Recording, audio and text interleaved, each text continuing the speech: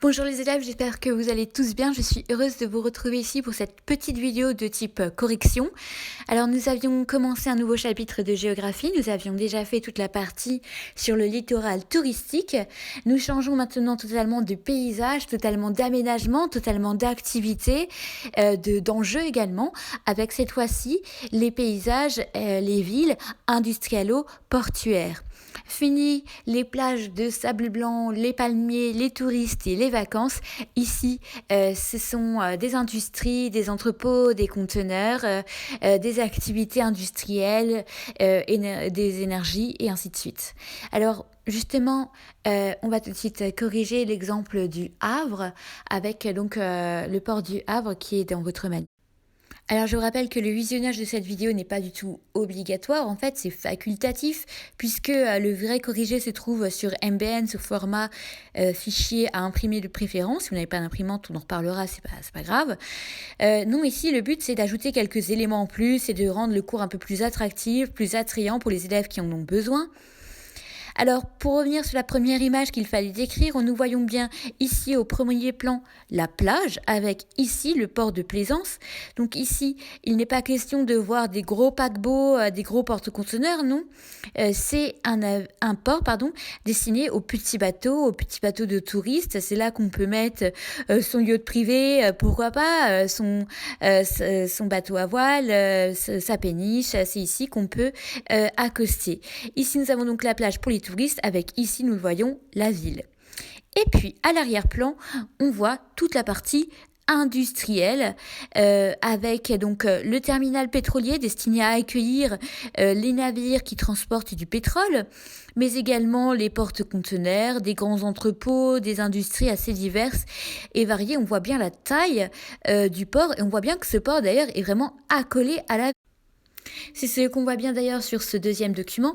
Ici, nous avons la ville et vraiment accolée, on a toute la partie ici en jaune qui correspond aux industries, en orange et en rouge, donc les ports pour les conteneurs. Donc on voit bien la proximité entre la ville et le port et juste à côté en vert, nous avons un espace préservé, une réserve naturelle pour protéger le littoral puisque on l'avait déjà vu pour le littoral touristique, les littoraux sont des espaces fragiles qui ont besoin d'être protégés. Alors j'aimerais maintenant revenir un petit peu plus sur le document 3, la question 3, la question 4 et donc les porte-conteneurs. Alors un conteneur c'est quoi ? C'est ça, c'est une grande boîte métallisée. Les conteneurs sont apparus dans les années 50, c'est un Américain qui a mis ça en place et ça a progressivement, même assez rapidement en fait, transformé totalement le transport au niveau mondial. Alors ces boîtes sont extrêmement pratiques parce qu'on peut tout y mettre. Ces boîtes peuvent être chauffées, réfrigérées, ventilées, donc on peut vraiment tout y stocker, que ce soit tous nos vêtements, nos iPhones, mais aussi nos fruits et légumes. Les fruits exotiques peuvent aussi être stockés là-dedans, la viande, ainsi de suite. On peut vraiment tout stocker dans ces boîtes. Donc gain de temps, gain d'espace, on range tout dans ces boîtes-là et on peut facilement les empiler sur un bateau gigantesque, les porte-conteneurs. Aujourd'hui, les porte-conteneurs sont les plus grands paquebots du monde, sont les plus grands bateaux du monde, pardon. Ce sont vraiment des géants des mers, des navires immenses sur lesquels, vous voyez, on met des tonnes et des tonnes de marchandises, on empile les conteneurs les uns sur les autres et ça permet du coup en un seul trajet de transporter des tonnes et des tonnes de marchandises. Ça permet du coup de transporter plus vite des tonnes et des tonnes de marchandises, donc de gagner du temps, de gagner de l'argent, ça a un côté très pratique. Et puis ces boîtes-là, elles sont intermodales. Alors intermodalité, c'est plutôt quelque chose qu'on voit en 4e, mais je vous en parle vite fait. Donc en fait, ces boîtes, elles sont hyper pratiques. Intermodalité, ça veut dire que ma boîte, je peux la prendre et la mettre sur un bateau, ou bien sur un camion, ou bien sur un wagon, et du coup, je peux transporter ma boîte très facilement d'un continent à un autre, à travers un océan, à travers un pays aussi, par chemin de fer, puis par camion jusqu'à sa destination, sans avoir à aucun moment besoin de sortir tous les cartons de la boîte pour les remettre dans un wagon, pour ensuite les ressortir du wagon, pour les mettre dans un camion. Donc c'est vraiment hyper pratique, ça change tout le transport parce que désormais, 90% à peu près des marchandises du monde circulent par bateau et donc circulent par conteneur en fait. Tout est stocké dans ces immenses boîtes, ces immenses conteneurs. Alors on voit ici une photo d'un autre port, c'est pas le Havre ici, hein, c'est une photo que j'ai trouvée libre de droit sur internet. Donc ici on voit la photo d'un autre port où justement on est en train de stocker en fait des conteneurs sur ces immenses porte-conteneurs qui vont ensuite pouvoir sillonner mer et océan pour livrer les marchandises. Alors il faut savoir que c'est un côté très pratique, mais en revanche, si vous voulez accueillir ces immenses bateaux dans votre port, il faut faire des travaux. Les ports traditionnels ne sont pas prévus pour accueillir des bateaux aussi grands. Ça nécessite des travaux très très chers, très très longs pour pouvoir agrandir les quais, pouvoir les approfondir également pour que ces géants des mers puissent venir sur votre bateau.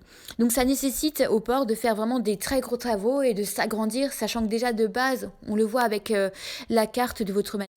Donc ici en rouge, hein, c'est le port qu'on a dû agrandir. Donc il faut agrandir les ports qui prennent pourtant déjà beaucoup de place pour pouvoir accueillir les porte-conteneurs. Mais c'est une nécessité de nos jours si on veut rester compétitif, si on veut continuer à accueillir les porte-conteneurs. Si un port ne peut pas les accueillir, eh bien tant pis, du coup le bateau, au lieu d'aller chez vous, il va aller au port plus loin et livrer les marchandises dans un autre port. Et vous, du coup, vous perdez de l'argent. Alors avant de poursuivre avec la double page suivante, je pense qu'il est nécessaire de clarifier quelques points. Alors déjà, qu'est-ce qu'il faut pour avoir un port performant? On l'a dit, il faut de la surface disponible. Il faut que le port, un port c'est grand, il faut que pouvoir avoir déjà un littoral disponible et puis une surface assez grande disponible pour pouvoir faire le port. Il faut aussi en arrière-pays, donc vous savez, donc juste derrière le littoral, il faut aussi avoir une activité industrielle qui se porte bien. Il faut avoir des industries actives, riches, productives, qui vont pouvoir justement faire vivre ce port en permettant à la vente et l'achat de marchandises, la circulation de marchandises, l'import-export. Donc il faut beaucoup de surface, il faut des activités dynamiques et puis ce port, il va permettre d'amener des richesses et des emplois dans la ville. D'ailleurs, dans le texte 4, page 255 de votre manuel, on voit qu'il y a beaucoup d'emplois qui dépendent au Havre, qui dépendent du port et notamment parce qu'il parlait de la construction d'éoliennes en mer. Alors les éoliennes, je pense qu'on sait tous ce que c'est. Ça permet, grâce à l'énergie du vent, de faire une énergie propre, une énergie verte. Ça fait partie des énergies renouvelables.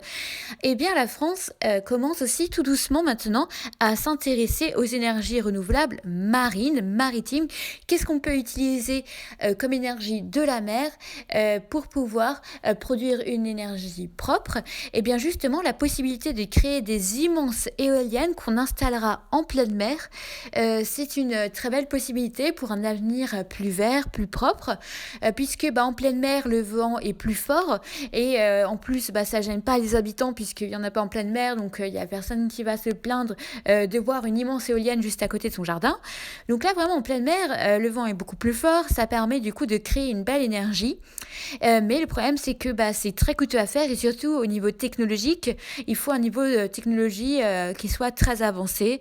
Donc pour le moment, en France, on est vraiment qu'au balbutiement de cette énergie marine, mais j'espère très sincèrement que la France va réussir à développer cette technologie-là parce que ça permettra d'avoir une source d'énergie quand même beaucoup plus propre que celle qu'on peut employer aujourd'hui majoritairement en France. Donc là aussi, c'était juste une parenthèse, c'est pour vous tenir au courant, vous n'êtes pas censé non plus connaître ça par cœur. On passe du coup à la double page suivante. Alors, je ne vais pas corriger toute la double page suivante puisque de toute façon, le corrigé sera sur MBN. Et puis là, j'avoue que la vidéo commence à être un peu longue et je ne sais même pas si c'est vraiment utile. J'avoue que face à mon incapacité actuelle à faire la classe virtuelle, je ne sais toujours pas pourquoi ça ne marche pas. J'ai tout essayé, pour le moment, je n'y arrive pas. Donc c'est pour ça que j'essaye de faire une vidéo YouTube pour vous montrer quand même que je suis là pour vous, pour rendre le contenu un petit peu de mon cours un petit peu plus dynamique. Mais je ne sais pas si c'est vraiment très pertinent, très intéressant pour vous de regarder cette vidéo. Et si ça se trouve, il n'y a que ma mère qui va la regarder cette vidéo. Donc je vais quand même terminer rapidement, mais je voulais aborder un petit point en plus. Alors pour le texte 6, en fait, il parle d'anciens quartiers portuaires qui sont transformés. Donc les docks, ce sont effectivement d'anciens quartiers portuaires qui ont été abandonnés. Et ça, on en trouve trouve mais dans toutes les villes d'Europe, ça c'est évident, toutes les villes de France, et je suis sûre que dans beaucoup de villes mondiales on en trouve, également à Londres, hein, c'est très connu. Ce sont donc d'anciens quartiers portuaires qui ont été abandonnés parce qu'ils n'étaient plus aux normes, ils étaient trop vieux, on a construit un port plus grand, plus moderne, plus loin pour accueillir les porte-conteneurs, et du coup c'est devenu des friches industrielles. Alors, qu'est-ce que c'est que des friches industrielles? Ce sont des bâtiments destinés aux activités industrielles ou portuaires qui ont été abandonnés. Et du coup, alors soit on les rase, soit on les abandonne, on les laisse comme ça, tant pis, mais ça fait de la pollution, c'est pas très beau, c'est pas super. Soit sinon, on va rénover ces quartiers. Alors là, à nouveau, c'est pas non plus le cours essentiel en 6e, mais si vous comprenez déjà ça maintenant, ça vous fera de l'avancée pour la 3e, pour la 4e aussi, puisqu'on va revoir ces notions-là de réhabilitation, de rénovation de friches industrielles. Et donc souvent dans ces quartiers qui ont un design qui plaît beaucoup en ce moment, parce que c'est un design très contemporain, industriel, comme ça plaît beaucoup aux gens. Du coup, on va, au lieu de les laisser abandonnés, on va les transformer, ces bâtiments, les transformer en logements assez modernes, pour des quartiers étudiants, un petit peu branchés. On va aussi en faire des lieux de culture, avec des restaurants, des clubs, des cinémas, etc. D'ailleurs, c'est un petit peu ce qu'on voit à Strasbourg. Je ne sais pas si à Strasbourg, vous connaissez le quartier du Rive-Étoile, mais justement, toute cette partie du Rive-Étoile-là, à l'époque, c'était des friches abandonnées, et on a transformé ça en un quartier assez moderne, avec des centres commerciaux, des restaurants, des logements pour étudiants, d'ailleurs, justement. Je vais m'arrêter là-dessus. Merci beaucoup d'avoir suivi la vidéo. J'espère quand même que ça vous a apporté des petites infos en plus. Et poursuivez le cours. Rendez-vous chaque jour où vous avez histoire. Rendez-vous sur MBN dans le cahier de texte pour suivre le cours, pour avoir des informations, des corrections. Merci. Bonne journée.